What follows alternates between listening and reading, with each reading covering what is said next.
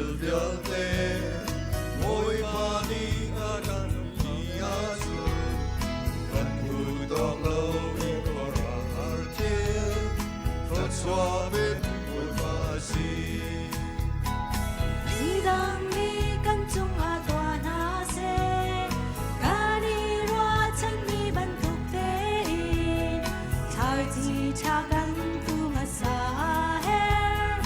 Kan tu bang in kan zum te lai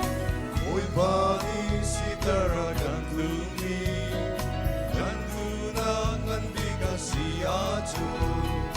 Gan ba gan dito bantuk tein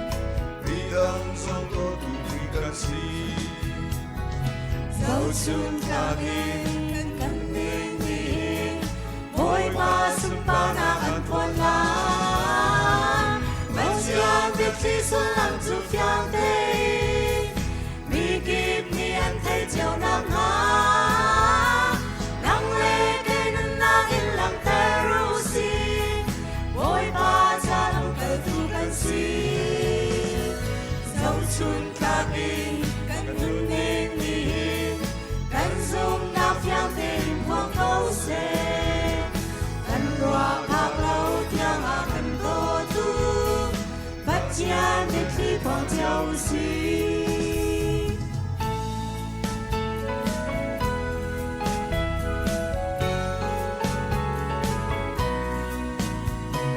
Kan nung na koi pa ta mang ngu si Adu na koi basa zwa ngu si Tunu a zay dang chiu diao te tu Chap chi in khắc chua kan rilai Kip ni patyan lot na sumbi An thay gi an sum ko chiao nak na Ta chua cha chin kan tin chiao mi Ta siang na ti wang ta ru si Sao sun Kagin kan nun ning ning Boy ba sun pa na kan puan la Bắt chia biết khi sun lang tu fiang te Mi kip mi an thay chiều nak ha Nang le te nun na in lang ta ru si Boy ba cha lang kal tu kan si Dẫu sun kagin kan nun ning ning Kan zoom na fiang tên quang câu xe Kan roa phạc lâu tiang a kan tô tu Bắt chia để khi quang châu si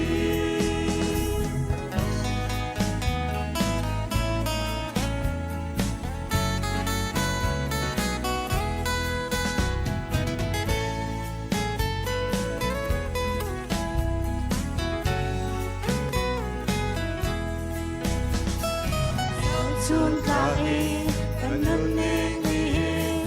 Boy pa sun pa na kan puan la Bắt chia biết khi sun lang tu fiang te Mi kip mi an thay chiều nak ha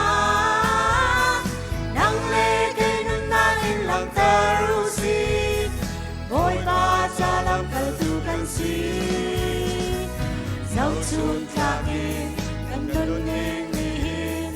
Kan zoom na fiang tên quang câu xe Kan roa phạc lâu tiang a kan tô tu Bắt chia để khi quang châu si Dẫu chun kagin kan nun ning ning Kan zoom na fiang tên quang câu xe Kan roa phạc lâu tiang a kan tô tu Bắt chia để khi quang châu si Phạc lâu tiang a kan tô tu Bắt chia để khi quang châu si